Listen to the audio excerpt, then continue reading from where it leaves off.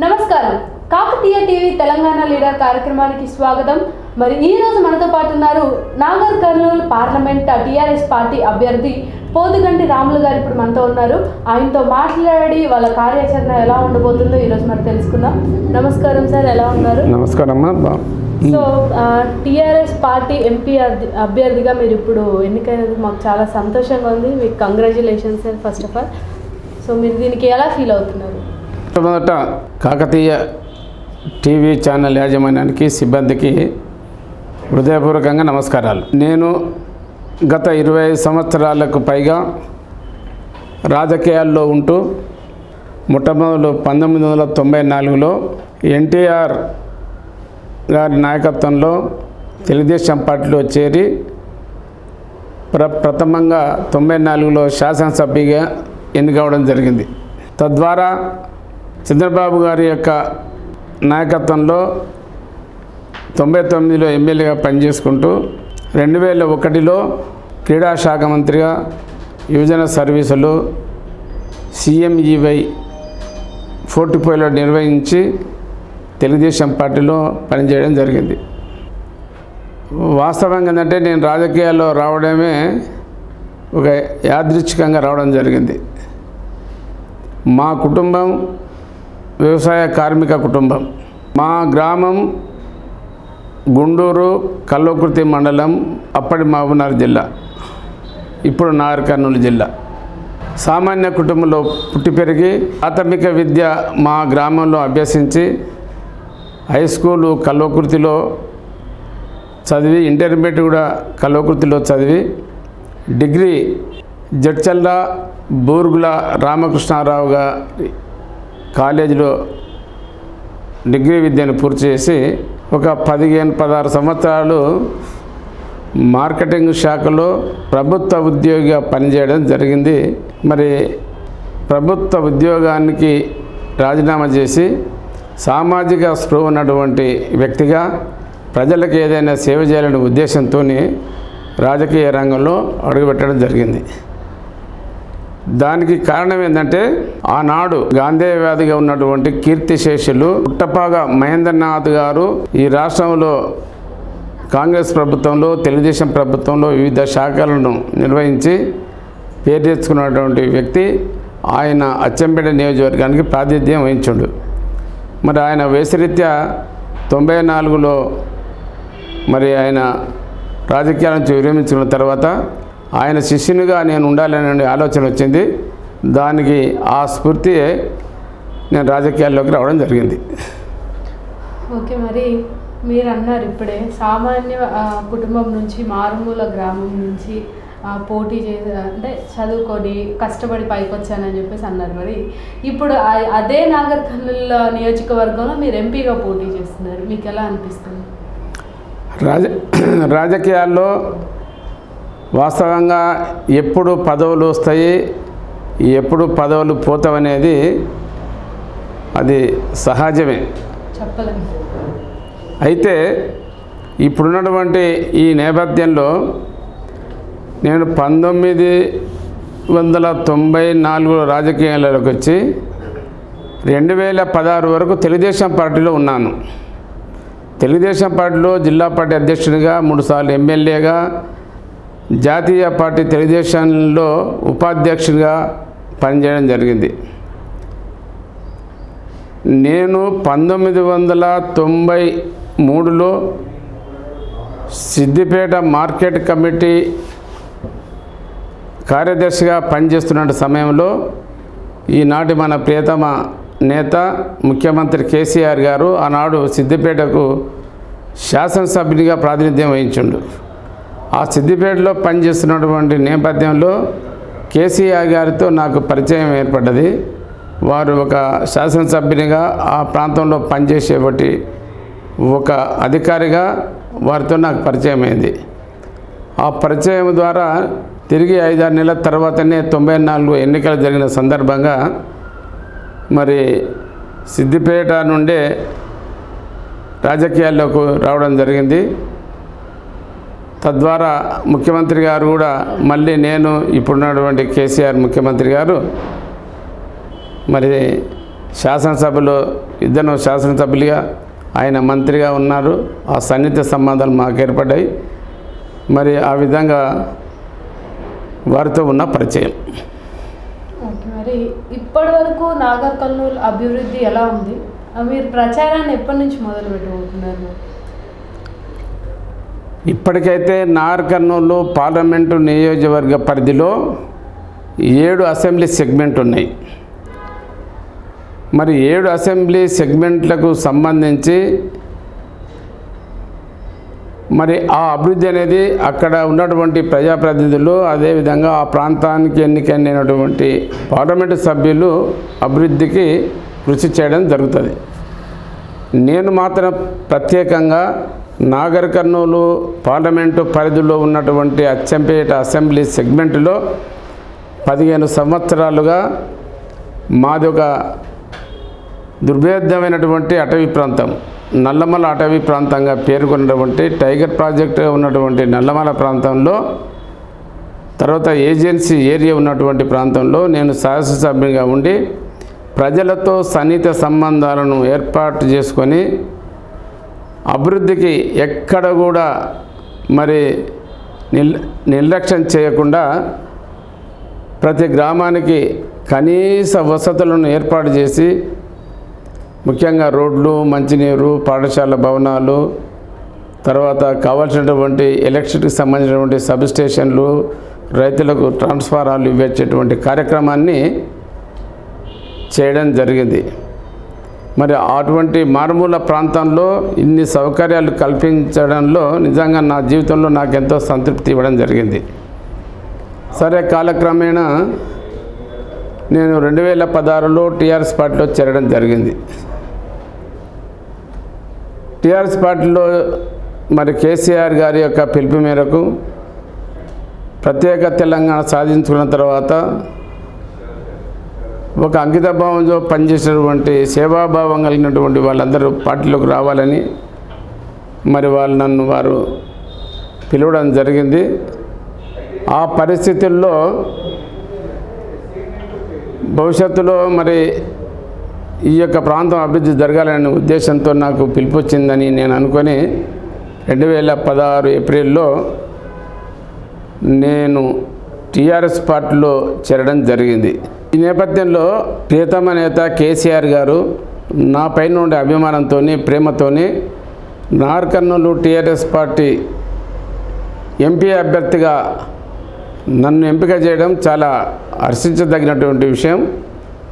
మరి దానికి ముఖ్యమంత్రి గారికి నేను సర్వదా రుణపడి ఉండి ఆయన ఆశయాలను, ఆయన చేస్తున్న అభివృద్ధి కార్యక్రమాలకు తోడుగా ఉంటూ నియోజకవర్గ అభివృద్ధి ధ్యేయంగా పెట్టుకొని పనిచేస్తానని చెప్పి ప్రజలతో సత్సంబంధాలు పెట్టుకొని మరి బాగా వెనుకబడ్డ ఉన్నటువంటి పార్లమెంటు నియోజకవర్గంలోని గ్రామాలకు ఇంకా అభివృద్ధి చేయాలని, సాగునీటి విషయంలో కానీ, రోడ్ల విషయంలో కానీ, ముఖ్యంగా ఈ ప్రాంతం 50-60 సంవత్సరాల నుండి కలలు కంటున్నటువంటి గద్వాల మాచల్ర రైల్వే లైన్ కొరకు గతంలో ఎన్నో ప్రయత్నాలు చేయడం జరిగింది. కానీ అది తుది రూపం రాలేదు.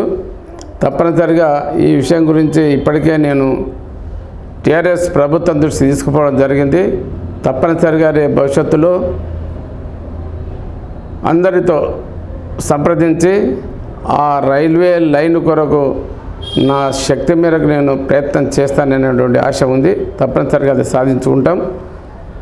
మరి ఇంకా మా నియోజకవర్గంలో ప్రభుత్వం, రాష్ట్ర ప్రభుత్వం చేపట్టినటువంటి సాగునీటి పథకాలు పూర్తిగా దాన్ని కొనసాగిస్తూ రైతాంగానికి సాగునీరు ఇచ్చేటువంటి దాంట్లో ప్రభుత్వంతో మరి ప్రయత్నించి రైతులకు అండగా ఉంటామని చెప్పి, ఇంకా మా ప్రాంతంలో పరిశ్రమలు కానీ, నిరుద్యోగాలకు సంబంధించినటువంటి ఇతర కార్యక్రమాలు కానీ చేపట్టేటువంటి కార్యక్రమం భవిష్యత్తులో చాలా ఉంది. ఆ ప్రయత్నంలో కూడా మేము సఫలీకృతం అయినటువంటి నమ్మకం ఉంది. కాబట్టి నాగర్ కర్నూలు నియోజకవర్గ ప్రజలందరూ కూడా నా అభ్యర్థిత్వాన్ని వారు బాగా మరి ఆశిస్తున్నారు. మాకు మంచి నాయకుడు కావాలని చెప్పి ప్రజలతో మమేకమై ప్రజలకు అందుబాటులో ఉండేటువంటి వ్యక్తి కావాలని చెప్పి కోరుకుంటే ఈ తరుణంలో నేను తప్పనిసరిగా మరి నా విధి నిర్వహణను పూర్తి చేస్తానని చెప్పి తెలియజేస్తున్నా.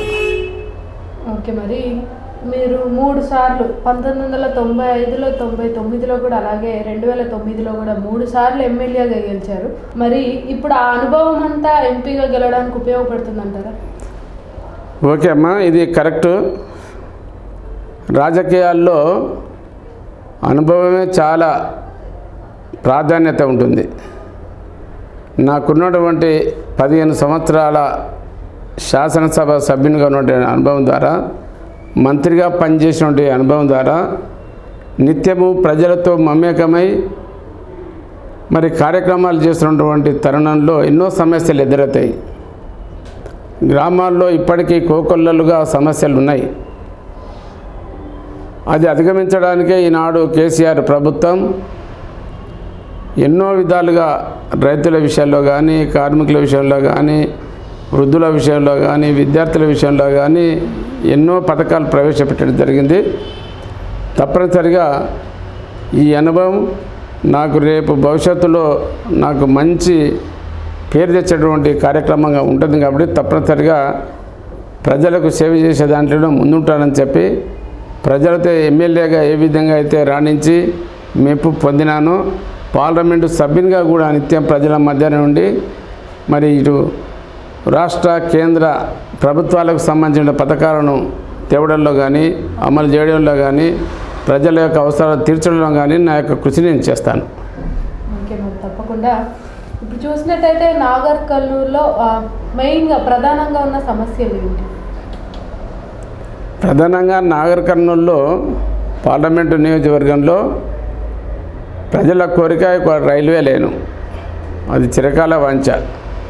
మరి వాస్తవంగా ఈ దేశంలో ఎవరైతే రైల్వే మంత్రులు ఉంటారో, కేంద్రంలో ఎవరికైతే బలం ఉంటుందో ఆ రాష్ట్రాలకు, ఆ ప్రాంతాలకు మాత్రమే ఈ రైల్వే లైన్లు గతంలో పోవడం జరిగింది.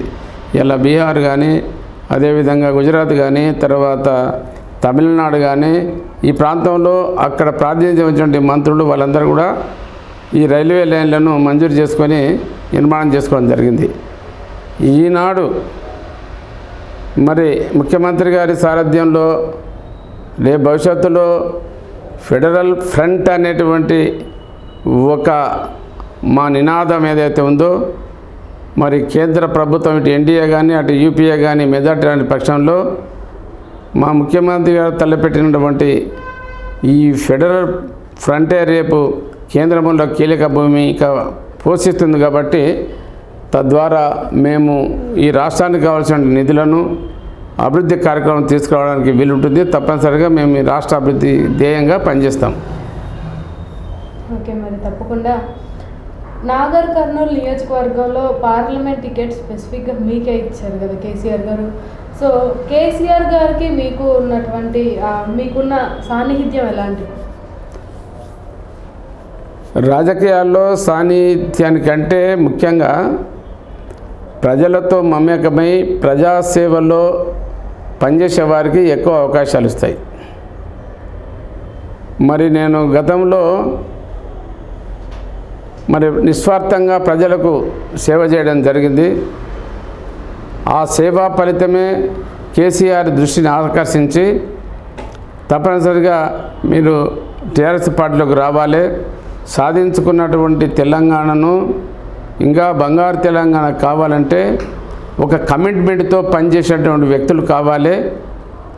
ఆ వ్యక్తులలో మరి మీరు కూడా ఉన్నారు కాబట్టి కలిసి పనిచేద్దాం రమ్మన్నప్పుడే నేను టీఆర్ఎస్లో చేరి మరి కేసీఆర్ అప్పచెప్పినటువంటి నాకు ఈ పార్టీలో రాష్ట్ర ప్రధాన కార్యదర్శిగా బాధ్యతలు అప్పగించడం జరిగింది. నా పార్టీలో నా బాధ్యతను నేను నెరవేర్చడం జరిగింది. మొన్న జరిగినటువంటి 18లో జరిగినటువంటి శాసనసభ ఎన్నికలకు సంబంధించి మేనిఫెస్టో కమిటీలో కూడా నన్ను సభ్యునిగా చేయడం జరిగింది. మరి ఈ విధంగా పార్టీ రాష్ట్ర అధ్యక్షుడు ఏ బాధ్యతలు అప్పచెప్తే ఆ బాధ్యతలు నిర్వహించడం జరిగింది. ఆ నేపథ్యంలోనే రేపు భవిష్యత్తులో నమ్మకంగా పనిచేసి నమ్మకంగా పార్టీకి ఉన్నటువంటి వ్యక్తులను ఎవరైనా సాధారణంగా మరి వాళ్ళను ప్రోత్సహించడం జరుగుతుంది. ఆ విధంగానే నాకు మన ముఖ్యమంత్రి గారు ఈ అవకాశం కల్పించారని భావిస్తున్నా. ఈ అవకాశాన్ని తప్పనిసరిగా నేను సద్వినియోగం చేసుకొని మంచి పేరు చేస్తా ముఖ్యమంత్రి గారికి. ఓకే, తప్పకుండా. మరి సో మీరు అలాగే కేసీఆర్ గారు మీ పై నుంచి నా నమ్మకంతో మీరు ఇప్పుడు గెలవాలి. గెలిచిన తర్వాత కూడా మళ్ళీ నేను వచ్చి మిమ్మల్ని ఇంటర్వ్యూ చేయాలని కోరుకుంటున్నాను. ఓకేమ్మా. ఓకే, మరి మీరు రాజకీయాల్లోకి రావడానికి ఇన్స్పిరేషన్ ఎవరు?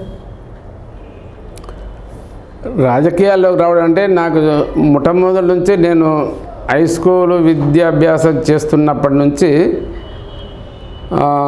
నాకు సోషల్గా సామాజిక స్పృహ ఉన్నటువంటి ఒక వ్యక్తిగా ఆనాడు మా ఎమ్మెల్యే మంత్రిగా ఉన్నటువంటి మహేంద్రనాథ్ గారే మాకు స్ఫూర్తి. ఆయన మంత్రిగా మా గ్రామాలు తిరుగుతున్నప్పుడు, ఎమ్మెల్యే మా గ్రామాలకు వస్తున్నప్పుడు వారి యొక్క వ్యవహార శైలి, ప్రజలకు వాళ్ళు చేసినటువంటి సేవ ఆనాటి కాలంలో 30 సంవత్సరాల పూర్వం ఇటువంటి వసతులు ఆనాడు లేకుండే. మరి ఆయన నేను స్ఫూర్తిగా తీసుకోవడం జరిగింది. ఆ స్ఫూర్తితోనే ఆయన మరి రాజకీయాల్లో విరమించుకున్నప్పుడే నేను రాజకీయ రంగ ప్రవేశం ఎందుకు మా యొక్క గురువు గారి ఆశయాలకు అనుగుణంగా నేను పని చేయకూడదు అనేటువంటి ఆలోచనతోనే మా నియోజకవర్గంలో ఉన్నటువంటి అందరు మిత్రులతోని రాజకీయ పెద్దలతోని ఆలోచన చేస్తే తప్పనిసరిగా మీరు రండి బాగుంటుంది అని చెప్తే అప్పుడు తెలుగుదేశం పార్టీలో టికెట్ ఇవ్వడం జరిగింది. అప్పటి నుంచి ఇప్పటి వరకు అధికారం ఉన్నా, పదవి ఉన్నా, పదవి లేకున్నా నిత్యం ప్రజలతో సంబంధాలు పెట్టుకొని పార్టీ కార్యక్రమాలు కానీ మరి ప్రజా అవసరాలను కానీ నా శక్తి మేరకు నేను ప్రజలకు చేదోడు వాదోడుగా ఉంటూ ఈనాటి వరకు మరి పనిచేస్తున్నా. ఓకే, మరి మీరు ఎమ్మెల్యేగా అచ్చంపేట నియోజకవర్గంలో పనిచేశారు కదా, అక్కడ మీరు ఎలాంటి అభివృద్ధి కార్యక్రమాలు చేపట్టారు? నిజంగా అచ్చంపేట ఎమ్మెల్యేగా నేను చేసినటువంటి 15 సంవత్సరాల్లో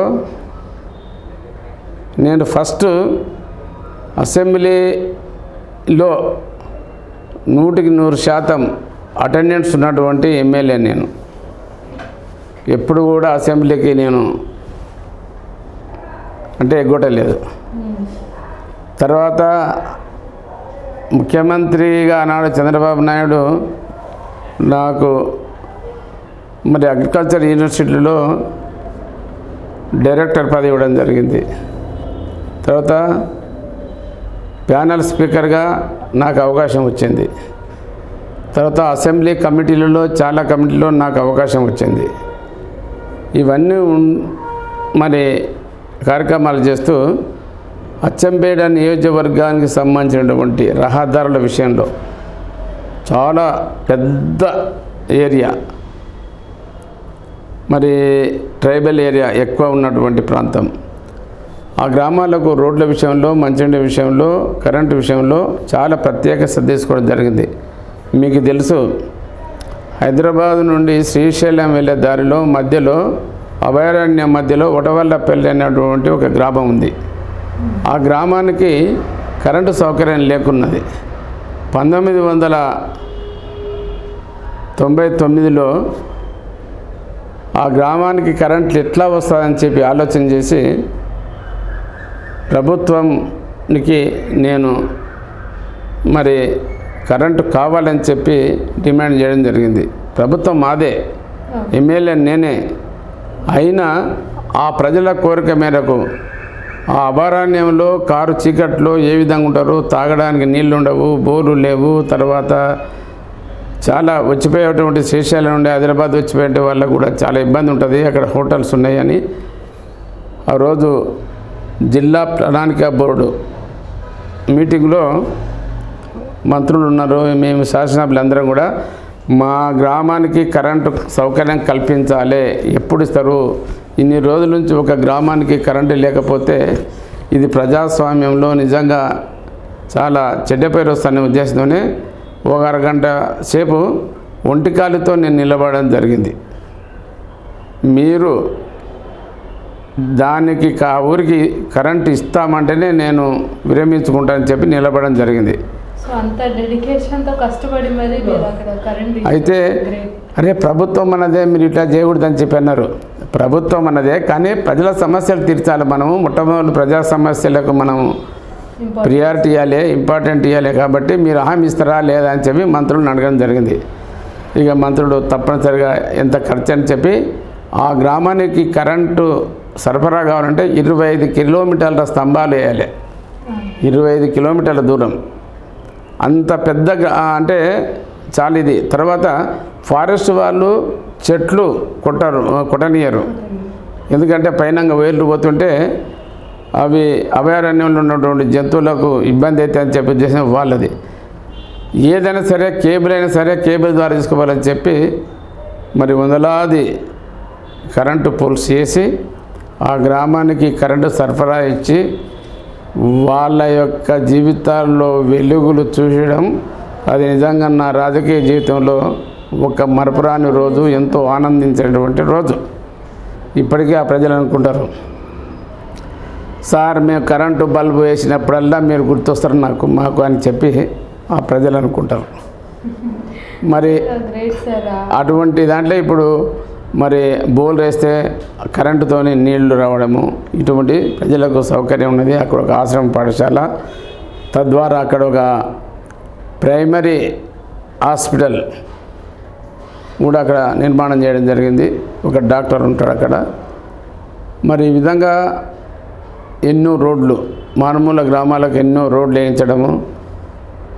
మరి అటువంటి పరిస్థితుల్లో ఎమ్మెల్యేగా చాలా అభివృద్ధి కార్యక్రమాలు, ఒక 3 గురుకుల జూనియర్ కాలేజీలు ఆ రోజు 10th క్లాస్ వరకు పాఠశాలలు, గురుకుల పాఠశాలలు ఉంటే ఆ 3 గురుకుల పాఠశాలను ఒకటేసారి అప్గ్రేడ్ చేయడం జరిగింది. అంటే ఏ నియోజకవర్గాన్ని కూడా 3 ఇవ్వలేదు. ఆ రోజు ప్రభుత్వంతో ముఖ్యమంత్రి గారితో మాట్లాడి పోరాటం చేసి 3 జూనియర్ కాలేజీలు, ఒకటి గర్ల్స్ మన్ననూరు, ఒకటి లింగాల బాయ్స్, అచ్చంపేట బాయ్స్, 3 జూనియర్ కాలేజీలు సాధించుకున్న ఏకైక నియోజకవర్గం అచ్చంపేట ఆ రోజుల్లో. మరి ఎందుకంటే విద్య అట్లా. తర్వాత అక్కడ చెంచులు దాదాపు ఒక 8-9 మంది చెంచులు ఉంటారు. ఈ చెంచులు ఆదిమ జాతికి సంబంధించినటువంటి వాళ్ళు. మరి వాళ్ళు అడవుల్లోనే ఉంటారు. వాళ్ళకు కూడా జనజీవన స్రవంతిలో కలవడానికి, వాళ్ళ యొక్క జీవనాభివృద్ధి కొరకు, వాళ్ళకు వ్యవసాయానికి సంబంధించినటువంటి పనిముట్లు ఇవ్వడం కానీ, పొలం దున్నుకోవడానికి ఎద్దులను, తర్వాత ఇవన్నీ సమకూర్చడము, అధికారులందరినీ కూడా అక్కడికి తీసుకెళ్ళి పెంటలను సందర్శించి, మరి అదేవిధంగా పెద్ద ఎత్తున మరి ఆనాడు కాంగ్రెస్ ప్రభుత్వంలో స్పీకర్గా ఉన్నటువంటి నాదెండ్ల మనోహర్ను, అదేవిధంగా కొంతమంది రాష్ట్ర అధికారులను కూడా చెంచు పెంటలు తిప్పి మరి వాళ్ళ అభివృద్ధి ఏదైనా సరే అభివృద్ధి జరగాలనే లక్ష్యంతో చెంచులకు ఎన్నో అభివృద్ధి కార్యక్రమాలు చేపట్టడం జరిగింది. ఎన్నో చిన్న గిరిజన ఆశ్రమ పాఠశాలలు, తర్వాత ఇతర విద్యకు సంబంధించి ఎన్నో కార్యక్రమాలు చేపట్టడం జరిగింది. సో ఇప్పటికీ కూడా మీ నియోజకవర్గంలో రాములు గారంటే ఒక మంచి పేరు, కష్టపడి ప్రజలకు సేవ చేస్తారు అని ఒక పేరు ఉన్నట్టుంది. ఓకే, మరి మీకు ఇప్పుడు నాగర్ కర్నూలు పార్లమెంట్ అభ్యర్థిగా పోటీ చేస్తున్నారు కదా, మీకు గట్టి పోటీ ఎవరు ఇవ్వబోతున్నారు అనుకుంటున్నారు? ఏ పార్టీ నుండి ఉండబోతున్నారు అనుకుంటున్నారు? సరే, నేను గతంలో అచ్చంపేట శాసనసభ్యుగా పనిచేస్తున్నటువంటి తరుణంలో మరి ఆ ప్రాంతానికి చేయవలసిన ప్రయత్నాలు, అభివృద్ధి కార్యక్రమాలు ప్రయత్నాలు చేయడం జరిగింది. మరి నాడు ఇంకా మా పార్టీ ఎమ్మెల్యేనే అక్కడ ఉన్నారు. టీఆర్ఎస్ ప్రభుత్వం ఉంది కాబట్టి ఇంకా అభివృద్ధి కొనసాగుతుంటుంది. ఇంకా ఎన్నో కార్యక్రమాలు చేయాల్సిన అవసరం ఉంటుంది. మరి నాడు పార్లమెంటు ఎన్నికల్లో ఇతర పార్టీల నుంచి ఎవరు అభ్యర్థులు అనేది ఆయా పార్టీలకు సంబంధించినటువంటి వాళ్ళపైన ఆధారపడి ఉంటుంది.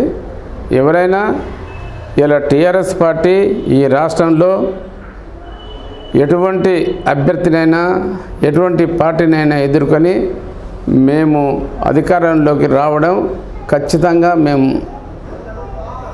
ఉన్నాం. మీరు చూసినారు, మొన్ననే జరిగినటువంటి ఇది మన అసెంబ్లీ ఎన్నికల్లో అసెంబ్లీ ఎన్నికల్లో దాదాపు 88 తెచ్చుకొని ఈరోజు మేము మేటిలో ఉన్నాము. అదేవిధంగా అసెంబ్లీ ఎన్నికల తర్వాత సర్పంచ్ ఎన్నికలు జరిగినాయి. సర్పంచ్ ఎన్నికల్లో కూడా టీఆర్ఎస్ పార్టీ బలపరిచినటువంటి అభ్యర్థులే దాదాపుగా 85% సర్పంచులు ఎన్నిక కావడం జరిగింది. మరి ఈ నేపథ్యంలో టీఆర్ఎస్ పార్టీని ఎదుర్కొనే శక్తి సత్తా కనుచూపు మేరలో ఈ రాష్ట్రంలో ఏ రాజకీయ పార్టీ కూడా లేదు. అది ముఖ్యంగా కేసీఆర్ గారి యొక్క దూరదృష్టి, ఆయన పరిపాలనా అనుభవం, ఆయన చేస్తున్నటువంటి పరిపాలనా సంస్కరణలు, ఈ విధంగా ఏ పార్టీ అయినా మాకు ఏ అభ్యర్థి అయినా పర్వాలేదు, మేము పోటీలో ఎవరున్నారని కాదు, టీఆర్ఎస్ పార్టీ గెలిపించాలి అనేటువంటి తపన ప్రజలకు ఉన్నప్పుడు తప్పనిసరిగా ఆ విజయం మేము సాధించడానికి ఎటువంటి సందేహం లేదు. ఓకే, మరి చివరగా నాగర్ కర్నూలు ప్రజలకు మీరు ఇచ్చే హామీలు ఏంటి? రాజకీయాల్లో హామీలు ఇవ్వడం ముఖ్యం కాదు, వాటిని నెరవేర్చాలి. ప్రజలలో ఎంత సంబంధాలు పెట్టుకొని సాన్నిధ్యాన్ని పెట్టుకొని ప్రజా అవసరాలను గుర్తించి పనిచేయడం ముఖ్యం. ఏదో ఎన్నికలప్పుడు లబ్ధి పొందడానికి హామీలు ఇచ్చి నెరవేర్చకపోతే ప్రజలు ఆ వ్యక్తిపై విశ్వాసం కోల్పోతారు.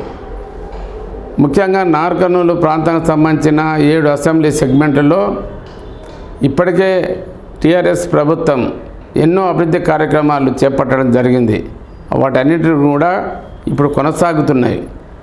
ఇంకా అక్కడ ఉన్నటువంటి స్థానిక అవసరాలను బట్టి స్థానిక శాసనసభ్యుల యొక్క మరి అభిప్రాయం మేరకు ప్రభుత్వం దృష్టికి అందరం కలిసి పనిచేసి నాగర్ కర్నూలు పార్లమెంటు నియోజకవర్గాన్ని పెద్ద ఎత్తున అభివృద్ధి పరిచేటువంటి కార్యక్రమాల్లో మేము మా వంతుగా కృషి చేస్తాం. అది ప్రజలకు కావాల్సినటువంటి మొట్టమొదటి అంశం. మరి ముఖ్యంగా ఏంటంటే చాలామంది ఏంటంటే రాజకీయాలకు వచ్చేవరకే ఏదో రాజకీయాలకు వచ్చేవాడికి అధికారాన్ని సంపాదించుకోవాలి, ఏదో దోపిడీ చేయాలి, లేకపోతే ఏదో డబ్బు సంపాదించాలనేటువంటి ప్రస్తుతము ఒక ఆనవాయితీ ఏదైతే అక్కడక్కడ ఉందో, ఇలా రాజకీయాలు అంటే ఒక మంచి పవిత్రమైనటువంటి కర్తవ్య సాధన కొరకు రాజకీయాల్లోకి వచ్చి సేవ చేయడమే రాజకీయమైనటువంటిది నా విశ్వాసం. మరి ఆ విధంగా ఇలా ప్రజలు వాళ్ళు విశ్వాసం పెట్టుకున్నట్టుగా మా నాయకుడు మాకు అందుబాటులో ఉంటాడు, మా అవసరాలు తీరుస్తున్నాడు, మా కొరకు నిత్యం ఆయన ప్రయత్నం చేస్తున్నటువంటిది ప్రజలకు ఉన్నట్టయితే తప్పనిసరిగా ఆ నాయకుడు రాణిస్తాడు. ఆ ప్రజలు ఎప్పుడు ఆ నాయకుడి పైన విశ్వాసం ఉంటారు. అది నిజంగా రాజకీయాల్లో రావాలి. ఇలా రాజకీయాల్లో మనకు కావాల్సింది ఏంటంటే అభివృద్ధి అనేదే ముఖ్యం కాదు. అభివృద్ధితో పాటు నీలో అంటే సమాజంలో ఒక సామాజిక పరివర్తన తేవాలి. ఇలా రోడ్లు వేస్తున్నాము, తర్వాత బ్రహ్మాండమైన బిల్డింగ్లు కడుతున్నాము, తర్వాత హైటెక్ విధానంగా ఈరోజు అన్నీ అవుతున్నాయి. కానీ ప్రజల్లో నైతిక విలువలను, మోరల్ వాల్యూస్ అది పెంపొందించకపోతే నీవు చేసినటువంటి అభివృద్ధి కార్యక్రమాలు అవన్నీ కూడా వ్యర్థమయ్యే అవకాశం ఉంటుంది. అందుకొరకే ఈనాడు రాష్ట్ర ప్రభుత్వం చేసినటువంటి శాంతి భద్రత విషయంలో కానీ లేదా ఇతరత్ర ఎక్కడైతే అవినీతి జరుగుతుందో, ఎక్కడైతే మరి దుర్మార్గులు ఎవరైతే రౌడీషాలు చేసాడో దాన్ని ఎప్పటికప్పుడు కూడా ప్రభుత్వం చర్యలు తీసుకుంటుంది. మరి అన్నిటికంటే ముఖ్యంగా ఏంటంటే ప్రజల్లో ఒక మానసికమైనటువంటి పరివర్తన రావాల్సిన అవసరం ఉంది. అది ఒక ప్రభుత్వం నుండే కాదు, ప్రజలు, సామాజికవేత్తలు, సంస్కర్తలు, యువకులలో, విద్యావంతుల్లో, ఉపాధ్యాయుల్లో ఈ ఆలోచన వచ్చినప్పుడు ఇది కొనసాగడానికి అవకాశం ఉంటుంది. కాబట్టి మంచి సమాజం కొరకు మనందరం కలిసి పనిచేయాల్సిన అవసరం ఉంది. ఓకే సార్, తప్పకుండా. మరి అది చేస్తాము ఇది చేస్తాము అనకుండా ప్రజల దగ్గరగా ఉండి వాళ్ళ సమస్యలు తెలుసుకొని పరిష్కరిస్తాము అని చెప్పేశారు. నిజంగా దట్స్ రియల్లీ గ్రేట్. మరి చివరిగా మీ జీవిత ఆశయం ఏంటి? అంటే జనరల్గా జీవితాశయం అంటూ ఈ ప్రజాసేవే నా జీవితాశయం. ప్రజలకు సేవ చేయడమే. అంటే ఒక సామాన్యుడికి మనము సహాయపడితే అతని అవసరాలు తీరితే నిజంగా అది ఎంతో సంతృప్తి ఉంటుంది. మరి నియోజకవర్గానికి సంబంధించిన ప్రజలకు చక్కటి విద్యా వసతి, సాగునీటి వసతి, కావలసినటువంటి మరి ఆరోగ్యానికి సంబంధించినటువంటి హెల్త్కు సంబంధించినటువంటి మరి వైద్యాలయాలు ఇవన్నీ కూడా మనం సమకూర్చి ప్రజలకు మంచి వసతులు కల్పించడము ముఖ్యంగా మనం చేసుకున్నటువంటిది. మరి సామాజికంగా, రాజకీయంగా, ఆర్థికంగా సమాజం బాగుపడాలి. ఆ సమాజం బాగుపడ్డప్పుడే ఏ రాజకీయ పార్టీకైనా ఏ ప్రభుత్వాధినేతకైనా మరి మంచి పరిపాలన అందిస్తున్నటువంటి సంతృప్తి ఉంటుంది. కాబట్టి నా పరిధిలో నాకున్నటువంటి ఒక శాసనసభ్యునిగా, పార్లమెంటు సభ్యునిగా నా విధిని, నా కర్తవ్యాన్ని ప్రజలకు సక్రమంగా అందించినాడు. అదే నాకు గొప్ప వరంగా నేను భావిస్తాను. ప్రచారం ఎప్పటి నుంచి మొదలు పెట్టబోతున్నారు? మరి ఎన్నికల కమిషన్ వాళ్ళ యొక్క నిర్దేశం ప్రకారంగా రేపు 18 నుండి 25 వరకు నామినేషన్ల పర్వం. మరి నామినేషన్లను పూర్తి చేసుకున్న తర్వాత ఇప్పటికే మేము ప్రచార రంగంలో ఉన్నాం. మేము నియోజకవర్గాలుగా వారిగా సమావేశాలు పెట్టడం జరిగింది. అదేవిధంగా మొన్ననే మా పార్లమెంటు పరిధిలో వనపర్తి అసెంబ్లీ నియోజకవర్గ కేంద్రంలో మా రాష్ట్ర కార్యనిర్వాహక అధ్యక్షుడు గౌరవనీయులు కేటీఆర్ గారు పార్లమెంటు సన్నాహక సమావేశాలను ఏర్పాటు చేసి కార్యకర్తలను, నాయకులను వాళ్లకు చైతన్యపరిచి రేపు జరగబోయేటువంటి పార్లమెంటు ఎన్నికల్లో మన అభ్యర్థిని గెలిపించడానికి సూచనలు ఇస్తూ భవిష్యత్తులో పార్లమెంటు సభ్యులను 16 మంది పార్లమెంటు సభ్యులను గెలిపిస్తే కేంద్రంలో మనకే ఎక్కువ మరి అవకాశం ఉంటుంది. తద్వారా మనము కేంద్రం నుంచి నిధులు తీసుకొచ్చి రాష్ట్రాన్ని అభివృద్ధి చేయాలనేటువంటి లక్ష్యంతో ఈ ప్రభుత్వం ముందుకు పోతుంది. కాబట్టి ఇప్పటికే మేము ప్రచారంలో పోతున్నాం. ఆ విధంగా మాకు ఎక్కడ కూడా మా శ్రేణులు చాలా ఉత్సాహంతో ఉన్నారు. మరి పార్లమెంట్ ఎన్నికలను ఎదుర్కోవడానికి సిద్ధంగా ఉన్నారు. నాగర్ కర్నూలు నియోజకవర్గంలోని ప్రజలకు మీరు ఇచ్చే సందేశం ఏంటి? ముఖ్యంగా నాగర్ కర్నూలు ప్రజలు చాలా చైతన్యవంతులు. గతంలో ఎన్నో ఎన్నికలను ఎదుర్కోవడం జరిగింది. ఎంతోమంది మహానుభావులను గెలిపించడం జరిగింది. ఈనాడు నేను నాగర్ కర్నూలు పార్లమెంటు పరిధిలో ఉన్నటువంటి 14 లక్షల ఓటరు మహాశయులకు నేను విజ్ఞప్తి చేసేది ఏంటంటే, ఈ యొక్క ఎన్నికలు మన రాష్ట్రం యొక్క అభివృద్ధిని కాంక్షించేటువంటి, అభివృద్ధిని చేసేటువంటి ఎన్నికలుగా మీరు భావించాలి. ముఖ్యంగా ఈ రాష్ట్ర అధినేత మన గౌరవ ముఖ్యమంత్రి గారు చేపట్టినటువంటి పాలనా సంస్కరణలు, ముఖ్యంగా ఈనాడు 10 జిల్లాలు ఉన్నటువంటి తెలంగాణను 33 జిల్లాలుగా ఏర్పాటు చేయడము, ఎన్నో రెవెన్యూ డివిజన్లుగా ఏర్పాటు చేయడము, మండలాలుగా ఏర్పాటు చేయడము, అంటే పరిపాలనా సౌలభ్యం కొరకు ప్రజలకు అందుబాటులో ఉండాలి ప్రభుత్వం అనేటువంటి ఏకైక లక్ష్యంలో ఈ యొక్క పాలనా సంస్కరణ చేయడం జరిగింది. అదేవిధంగా కష్టపడి సాధించుకున్నటువంటి సహజనులకు అవసరపడేటువంటి అవసరాలు కావాలి. కాబట్టి తెలంగాణ అన్ని రాష్ట్రాల కంటే ముందుండాలనే ఉద్దేశంతో మరి అభివృద్ధి కార్యక్రమాలు కొనసాగించాలనే ఉద్దేశంతో ఎన్నో సంవత్సరాలు చేయండి. ముఖ్యంగా ఏంటంటే రైతుల విషయంలో రైతులకు ప్రాజెక్టుల్లో నిర్మాణం, ఈ ప్రాజెక్టుల ద్వారా బాగా సాగు చేసుకొని జీవితాలలో వెలుగు నింపాలనే ఉద్దేశంతో ఈరోజు సాగునీటి ప్రాజెక్టుల విషయంలో, అదేవిధంగా 24 గంటలు ఈరోజు కరెంటు, 24 గంటలు ఇలా రైతులకు కానీ పరిశ్రమలకు కానీ మరి ఇళ్ళల్లో కానీ మరి అన్ని వర్గాల ప్రజలకు 24 గంటల కరెంట్ ఇచ్చి ఆదుకుంటున్నటువంటి ప్రభుత్వం కేసీఆర్ ప్రభుత్వం. బలైన వర్గాలకు సంబంధించినటువంటి ఆసరా పెన్షన్ల పెంపు కానీ, కళ్యాణ లక్ష్మి విషయంలో కానీ ఇంకా ఎన్నో పథకాలను ప్రవేశపెట్టి సంక్షేమ రంగంలో మరి దేశంలో మేటిగా ఉన్నటువంటి ఈ రాష్ట్రం తెలంగాణ అన్నిటికంటే ముఖ్యంగా దేశవ్యాప్తంగా కాదు ప్రపంచ దేశాల దృష్టిని ఆకర్షించినటువంటి రైతు పెట్టుబడి కార్యక్రమం, అదేవిధంగా రైతు బీమా కార్యక్రమం, ఇవన్నీ కూడా మేము ప్రజలకు విడమర్చి చెప్పినాం.